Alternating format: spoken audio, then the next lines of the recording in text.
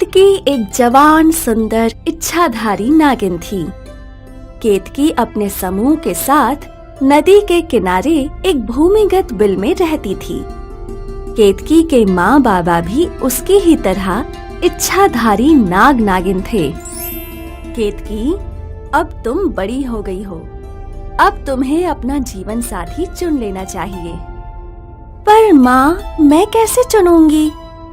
यहाँ इतने सारे युवा हैं। जो तुम्हें भा जाए उसे चुन लो और उसके साथ ही रहो, वही तुम्हारा जीवन साथी रहेगा। जी माँ।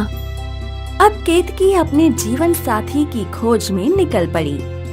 वो अपने नाग रूप में कई दूसरे नागों से बात करने लगी, लेकिन उसे कोई पसंद नहीं आया। एक दिन की बात है, केतकी नदी किनारे अपने नाग रूप में बैठी थी। तभी उसकी नजर एक युवक पर पड़ी। पकड़ो भोला, मुझे पकड़ के दिखाओ। तुम्हें अपनी टोपी चाहिए तो मुझे पकड़ो। अब तो तू मेरे हाथ से गया बच्चू। अच्छा। केतकी की नजर रुद्र पे अटक गई और बस उसे रुद्र भा गया। केतकी को अपनी माँ की बात याद आई। जो तुम्हें भा जाए उसे चुन लो और उसके साथ ही रहो, वही तुम्हारा जीवन साथी रहेगा।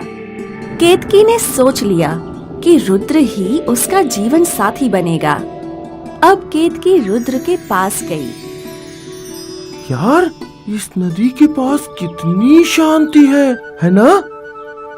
अरे, माँ बोलती है जहाँ ज्यादा शांति होती है वहाँ खतरा होता है। अरे ओ माँ के लाडले, अरे रे रे रे, सांप सांप! भाग रुद्रा, भाग! भोला और रुद्र दोनों यहाँ वहाँ भागने लगे और केतकी रुद्र के पीछे ही पड़ गई। रुद्र ने बड़ी मुश्किल से केतकी से अपना पीछा छुड़ाया। केतकी निराश थी। माँ, मुझे जो पसंद आया वो तो मुझे देखकर ही भाग जाता है। कोई बात नहीं, होता है ऐसा। तुम्हें उसका मन जीतना होगा। पर कैसे? अब ये तो तुम्हें ही सोचना है। अगले दिन केतकी वापस रुद्र का इंतजार करने लगी, लेकिन रुद्र नदी के पास नहीं आया। मैं खुद ही जाकर उसे ढूंढती हूँ। केतकी निकल पड़ी अपने प्यार की तलाश में। आखिर केतकी को रुद्र मिल गया, अपने दोस्त भोला के साथ गप्पे लड़ाते। अबे, कल तो वो सांप हमें ढसी लेता। नाम मत ले उस सांप का। तू जानता नहीं क्या, मुझे सांप से डर लगता है। कल मैंने अपनी जान कैसे बचाई मुझे ही पता है। हाँ यार, कल तो बाल बाल बचे। केतकी ये सब सुन रही थी। मतलब इसे मेरे नाग रूप से डर लगता है, लेकिन अगर मैं किसी युवती के रूप में इसके सामने आऊं तो शायद इसे डर ना लगे। केतकी वापस अपनी नदी के पास गई। उसने ठान लिया था कि अब जब वो रुद्र से मिलेगी तो एक लड़की बनकर। केतकी अपनी माँ के पास गई। क्या हुआ केतकी? माँ, मुझे मेरा जीवन साथी मिल गया, लेकिन उसके लिए शायद मुझे आप लोगों को छोड़ना पड़े। तो इसमें हर्ज ही क्या है? हर बेटी एक समय के बाद अपने माँ बाप को छोड़कर पति के साथ रहने लगती है, यही नियति है। फिर केतकी ने अपना रूप बदला और वो एक सुंदर युवती बन गई। शायद ये रूप रुद्र को पसंद आए। केतकी रुद्र के सामने आई। केतकी को देखकर रुद्र की आंखें फटी की फटी रह गईं। अरे भाई रुद्रा, सुन! रुद्रा, रुद्रा! भोला इतना कुछ बोल रहा था, लेकिन रुद्र की नजर केतकी से हट ही नहीं रही थी।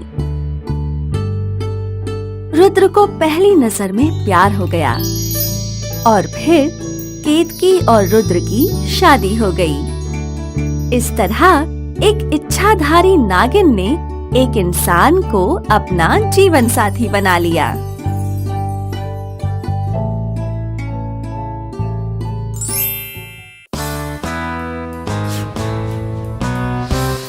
रामगढ़ के गरीब किसान मिथुन की शादी को कई वर्ष बीत चुके थे। मिथुन की पत्नी रानी हमेशा दुखी रहती थी कि उनकी कोई संतान नहीं है। फिर एक दिन मिथुन और रानी ने उनके गांव के नाग देवता से प्रार्थना की, हे नाग देवता, मेरी सूनी कोख भर दीजिए। दोनों ने नाग देवता से प्रार्थना की और फिर नाग देवता को दूध भी चढ़ाया और फिर नाग देवता की कृपा हुई। शादी के इतने वर्षों बाद रानी गर्भवती हुई, लेकिन जब उनका पुत्र हुआ तो पूरा गांव चौंक गया, क्योंकि वो एक सांप का बच्चा था। गांव वालों ने मिथुन को बहुत समझाने की कोशिश की कि वो उस सांप से छुटकारा पाले, लेकिन मिथुन और रानी अपने बच्चे को नाग देवता का आशीर्वाद मानकर पालने लगे। देखते ही देखते 20 वर्ष पूरे हुए और अब रानी को एक चिंता सताने लगी। अब क्या हुआ तुम्हें? अब तो सब कुछ ठीक है। हाँ, सब ठीक ही है। हमारा बेटा बड़ा हो चुका है, उसका क्या? अब उसका क्या कर सकते हैं? मैं उसकी शादी की बात कर रही हूँ। लेकिन हमारे बेटे से शादी करेगा कौन? कोई ना कोई तो जरूर होगी। और अब मिथुन अपने बेटे के लिए दुल्हन की खोज में निकल पड़ा। महाराज, मेरा बेटा एक नाग है जो नाग देवता के आशीर्वाद से पैदा हुआ है। क्या आप मुझे उसके लिए उचित दुल्हन ढूंढने में मदद कर सकते हैं? एक नाग से विवाह सिर्फ नाग जाति के कबीले वाले ही कर सकते हैं। वो कबीला उत्तरी दिशा के जंगल में रहता है। मिथुन कबीले की खोज में चल पड़ा। उत्तरी जंगल में उसे वो कबीला दिखा और कबीले के सरदार से मिथुन ने बात की। तो ये बात है, मैं अपनी बेटी का विवाह तुम्हारे बेटे के साथ करने के लिए तैयार हूँ। और फिर उसी कबीले में मिथुन और रानी के सामने उनके बेटे नागेश और नीलिमा की शादी हो गई। शादी के बाद नीलिमा और नागेश मिथुन के घर में रहने लगे।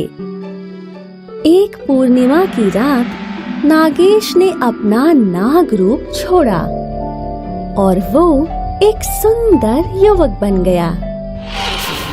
ये देख नीलिमा चौंक गई। हे भगवान, अभी ससुर जी और सासू माँ को बताती हूँ। नीलिमा, उन्हें कुछ मत बताओ, समय आने पर सब कुछ ठीक हो जाएगा।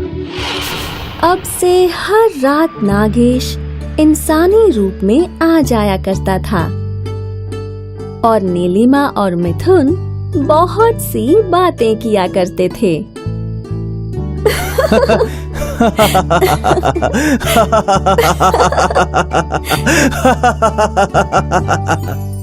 एक रात मिथुन को कुछ आवाजें सुनाई दी।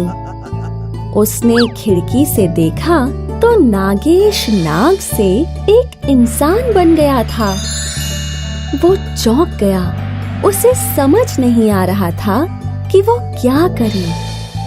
वो अपनी पत्नी के पास गया। रानी उठो, जल्दी उठो। मिथुन ने रानी को अपना बेटा दिखाया। हाँ, ये तो एक युवक है। हाँ, अब तुम यहीं रुको। मिथुन चुपचाप कमरे में गया और उसने वो सांप की खाल उठाई और उसे आग लगा दी। पिताजी धन्यवाद, आपने मुझे आजाद कर दिया। अब मैं कभी भी सांप के रूप में नहीं लौटूंगा। मेरा श्राप टूट गया। रानी ने अपने बेटे को गले लगाया और इस दिन के बाद उनका परिवार हमेशा खुश रहा। हाय, मैं हूँ शाइनी। अगर आप मुझे ऐसे ही देखना चाहते हैं तो इस वीडियो को जरूर शेयर करें और हाँ, इस चैनल को भी सब्सक्राइब करना ना भूलें